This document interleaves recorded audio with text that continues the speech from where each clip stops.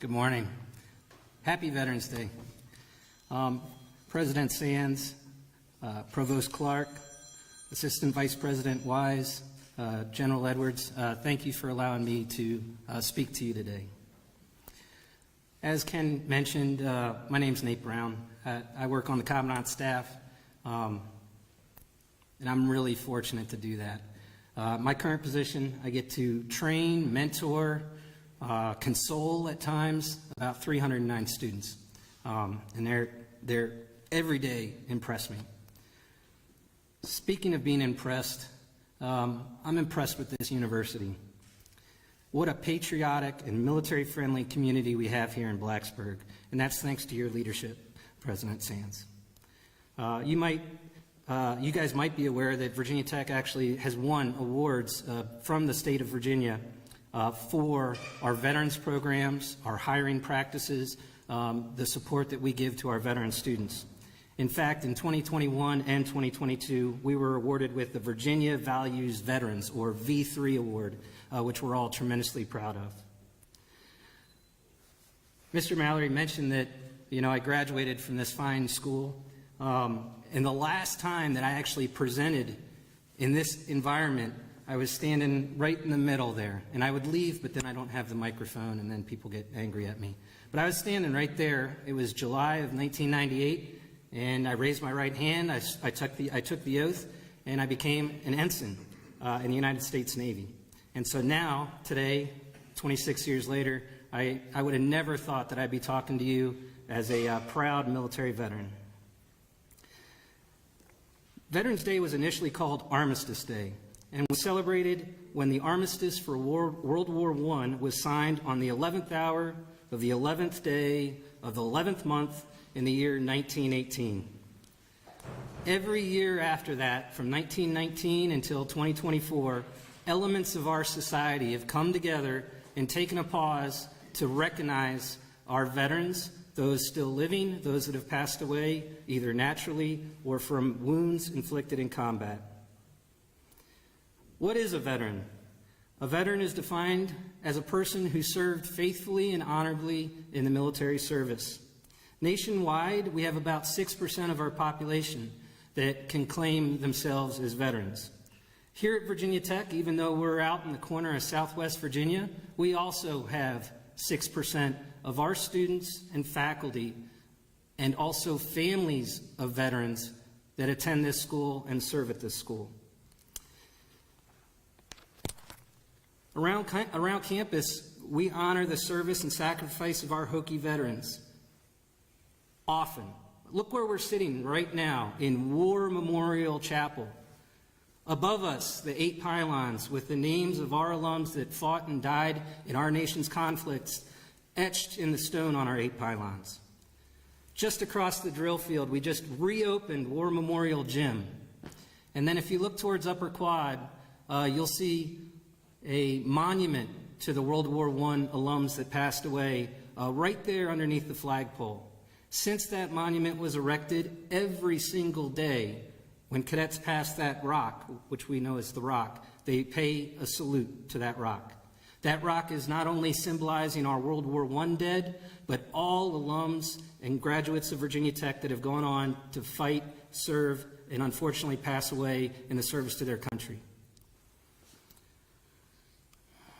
I would say that some people would be pretty hard-pressed to find any campus outside of our federal service academies that pays as much honor through buildings, through our ceremonies, through our athletics ceremonies, to pay homage to the sacrifice and service of our veterans and our military members. In my mind, Veterans Day really comes down to 2 of our pylons, the service pylon and the sacrifice pylon. Service, honoring those that have served in the direct defense of our country and spreading our values of democracy and ethical treatment throughout the world. Service to others in our communities, providing one's own effort on behalf and for another person. Sacrifice, honoring those that gave of themselves and their personal gains and comfort for the benefit of others. and in some cases, sacrificing their own lives for a greater cause.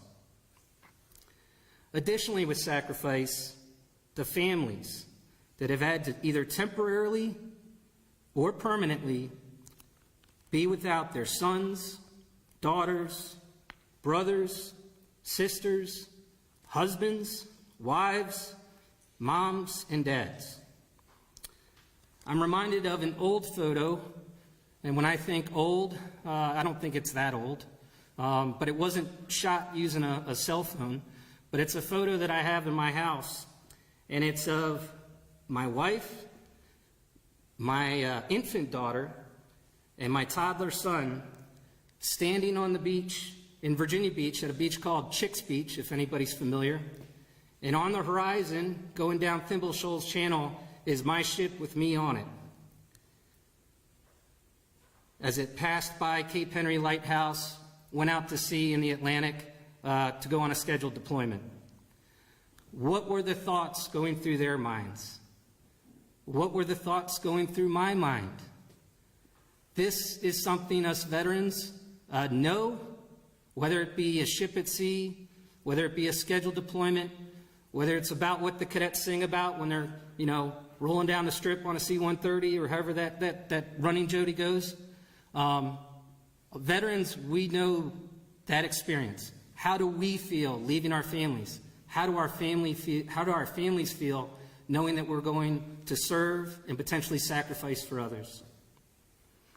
As someone who's had the privilege to wear our nation's uniform for over 20 years while in the Navy, and then to continue to wear it while serving as a member of the Virginia Tech Corps of Cadets Commandant Staff, I've often been thanked for my service. As I know veterans out there, it's something that happens pretty frequently. If someone comes up to you, they see you in uniform, and they say, "Thank you for your service."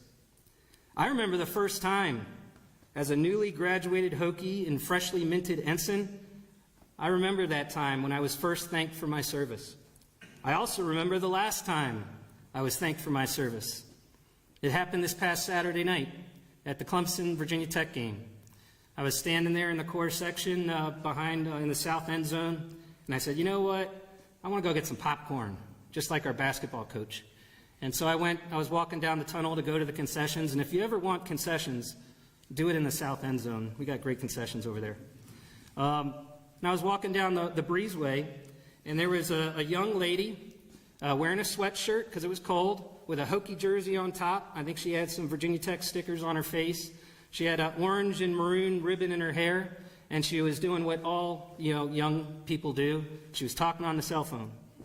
She's talking on the cell phone, and then she saw me, and I'm a pretty domineering guy, I guess, but she put down her cell phone, and she put it next to her hip. And she paused her conversation, and she said, "Thank you for your service." I wish I could get my daughter to do that. When someone thanks me for my service, I have responded the exact same way for 26 years. From the first time when I was caught off guard as a 22-year-old wearing brand new uniforms to this past Saturday night with somewhat saltier uniforms and much less hair. My response when thanked for my service, I'm not going to tell you about it yet. I'm not going to give it to you because I want to describe a third pylon. The third pylon that I want to talk about, some people think is redundant, but is actually purposeful and brilliant. Because you see, we have the service pylon, and then we have the ut prosum pylon, translated as that I may serve. Service pylon, that I may serve pylon. Seems redundant. It almost sounds like the designers of this building and the 8 pylons said, we got to come up with another pylon because 7 pylons just doesn't work. But that's not it at all. The difference between the service pylon and the ut prosum pylon is one often overlooked word that is the reason I respond the way that I do when thanked for my service. It's the word may, that I may serve. Service is a privilege that not everyone gets the opportunity to experience. Normally, the common response when someone offers thanks, thank you, the common response is, you're welcome. My experience here as a cadet and as a Hokie leads me to a different response. My response, I simply echo the sentiment and say thank you. Because I am truly a believer that it is a privilege to be able to serve, and I'm thankful for having the opportunity to serve. So thank you for your service. I respond, thank you. As we close out here and go up to the pylons for the wreath laying, I would be remiss if I did not mention our service members and alums who are currently serving in harm's way, protecting our way of life, serving in remote areas of the world so that we can enjoy the freedoms we often take for granted. In that spirit, I ask each of you to keep our deployed service members and their families in your prayers and continue to honor those who paid the ultimate sacrifice. Thank you all in this gathering for your service to our country, for your service to our school, and to our students as they embark on a life dedicated to service. May God bless each of you. May God bless the members of our armed forces. May God bless our veterans. And may God bless the United States of America. Thank you.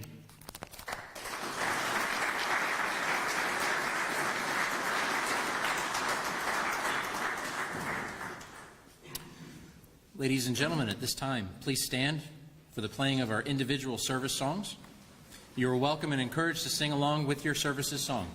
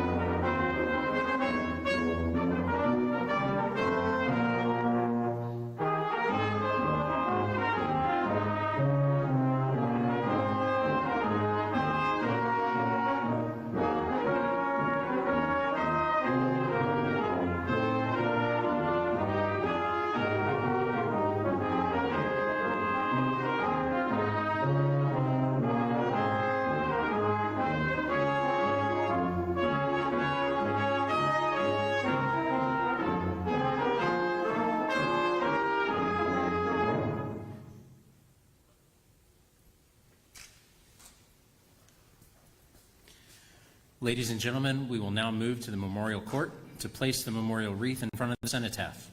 Brigadier General Edwards and President Sands will place the wreath this morning. Please remain standing for the retirement of the colors and the wreath. As the colors and wreath move up the aisle towards the exit, we invite you to follow them, beginning with the front rows. After the placing of the wreath, honors to our veterans will be rendered in the form of a rifle salute and the playing of taps. Those in uniform should salute during these honors, and those in civilian clothes should remove any head covering and place their right hand over their heart. Ladies and gentlemen, please remain standing as the colors are retired. Color Guard Commander, retire the colors.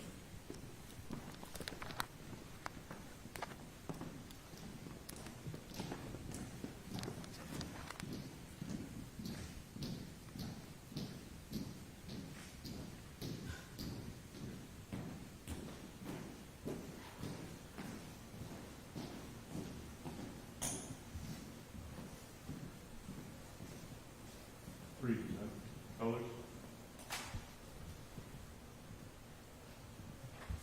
Ready. Retreat.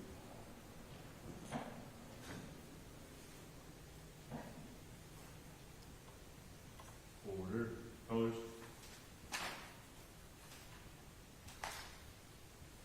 File. March.